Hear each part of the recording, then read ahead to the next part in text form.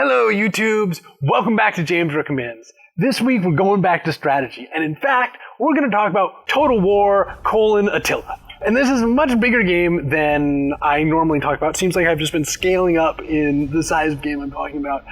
But it's because in this game, there are two cardinal design sins which they commit that I really want to talk about. I actually do recommend this game. I've put enough hours into it that I can't help but say I recommend it. I actually think in a lot of ways it solves many of the design problems that came with Rome 2. But Rome 2 Total War: Attila does a couple of things which were surprising for me to see from major studios. So while I love these guys, I totally encourage you to get these games. There's a couple of things I think we can really learn from. And I will confess, the first of these I didn't fall for. The second one I did, so I may be griping on the second one. Okay, so the first one. You enter the game, and it's different for all your nations, but each group has a number of victory objectives, right? And you've got your standard victory, your military victory, your cultural victory, and then your ultimate victory, where you're trying to accomplish all of these things. But it never tells you that at the outset of the game, which is problem number one, right? Not insoluble problem, but problem number one. This information is basically contained within a sub-tab of a sub-menu that's awkwardly placed. So when you're playing the game, I mean, it's not information that you're immediately going to come to, right? Problem number two. Now, they actually have a really cool system in here if you're playing, say, the Western Roman Empire. And this is one that's mostly focused on the two Roman empires, but I found them to be sort of the most interesting challenge that the game presented. And I think that they're the ones that for many players are going to be the most intriguing challenge for you, right, is to save Rome. But they've got this really cool system that, okay, I totally get. Historically, it makes some sense mechanically, historically, but it's cool. They're trying to mimic history. What happens is, as you go up on the tech tree, past technologies are forgotten. There's a couple of technologies that you start with in the game that are these big, important, impressive technologies, stuff basically like concrete, right? Which the Roman Empire really did lose. And so as you move closer and closer towards the Dark Ages, and as you move more and more through specifically Christianization, you lose some of these old technologies. Okay, cool feature, right? I get it. It's actually really interesting because it does something that I've never seen a tech tree in a game do before, which is have, rather than my only choice between which two branches of this tech tree I go up, it presents me with consequences, right? I have to measure the consequences of even climbing the tech tree, right? There are pros and cons to some of these things, which is rare in our tech trees. Usually going up the tech tree is just pure good. So anyway, great. But here comes the problem. In one of these victory conditions, which they don't tell you at the outset of the game, and which is fairly hidden to the player, they include building some of the buildings that you're only able to build if you haven't lost any of these past technologies. Okay. So, now they peg one of the losses of these past technologies to one of the techs that you're fairly early in the game, like 30, 40 turns into the game, going in. So fairly early, but not so early that you haven't sunk hours and hours and hours into the game. They peg the loss of one of these technologies to a really important tech on the tech tree that you're almost certainly just going to get without thinking about because it's clearly an excellent technology to get, and this other technology is something that allows you to make big, huge buildings that you really can't afford at that point anyway. So, they don't actually even throw up a pop-up to warn you that you're negating the possibility of achieving one of the victory conditions. And this, to me, is really the cardinal sin, right? You've set a group of victory conditions for your player.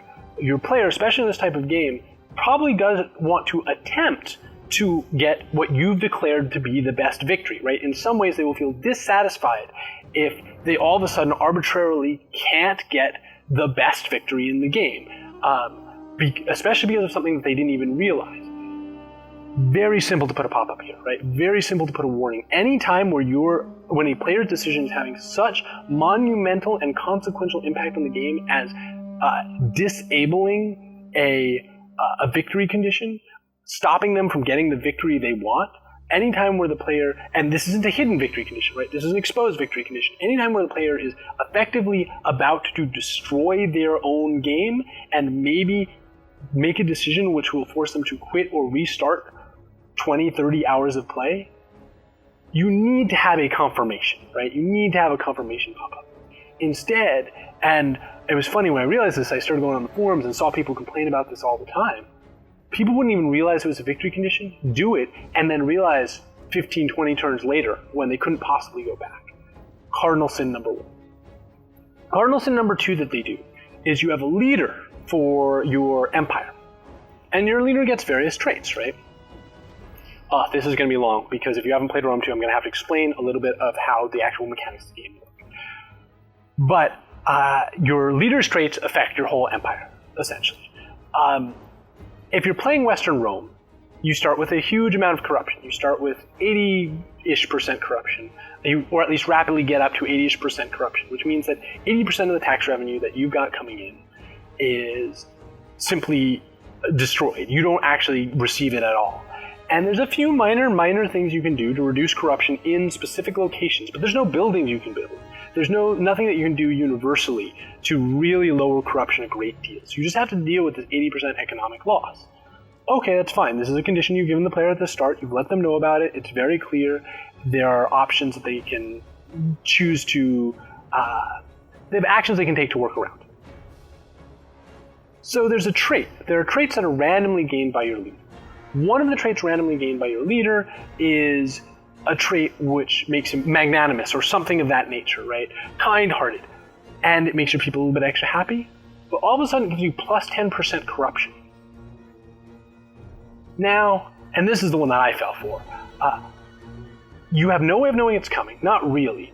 You have no way of doing anything about it, even if it is coming.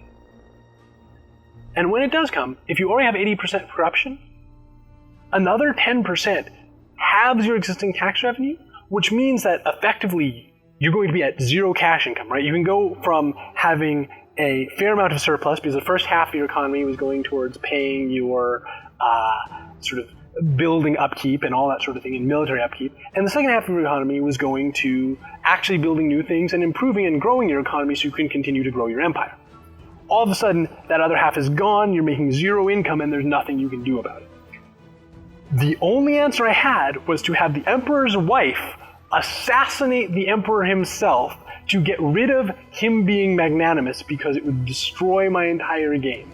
And there's no saving, no reloading. And here's the problem. It's not the random trait. Right? Random traits are cool. In a strategy game, some of the random elements are actually there to throw you a curveball, right? You've been winning, you've already figured out how to solve the problems that Rome 2 is throwing at you. Okay, here's a curveball, now find some answer to it. Problem here is there were no answers, right? You can't put in something which is going to fundamentally destroy a player's game, right? When I saw this, I was pretty sure that I either had to just accept that I had lost the game or had to kill off a character that, and it took me a long time thinking about it, to kill off my own character in a way that I don't feel like it was ever meant to be used in order to simply be able to continue having revenue for the empire. Now, yes, historically this mimics some of what happened. Okay, I like that, but in a strategy game, random elements are to force the player to think around problems in a new way and to use the resources you've given them in a new way and to see new elements of the game. And this doesn't really do this, right? This doesn't give the player opportunities to play around what's going on. That is a fundamental design failing when you're creating random elements in a strategy game, because as a strategy game, as the type of player who plays a strategy game, the mindset you're going in with is the joy I find in this game is thinking around problems, right? Not just not having insoluble problems. Every problem should be soluble. And the only solution, the sole and only solution here was one that leaves the player feeling very dissatisfied. As you build your strategy games, if you're throwing in any of these random elements, try and solve them yourself. Think about all the situations in which they occur, and is there a resolution which makes the player feel positive, right? That's what thinking around problems in strategy games is about. If not, that random element is perhaps something you should rethink in your game. Anyway, so with those two caveats, right? And I think they're really good examples that we can learn from. But with those two caveats, if you liked Rome 2, Total War: Attila is in my opinion strictly better. So I actually do recommend it, but just know that it comes with some cardinal design sins to watch out for. All right, so that's it for this week's James Recommends. Take care, everybody. See y'all next week.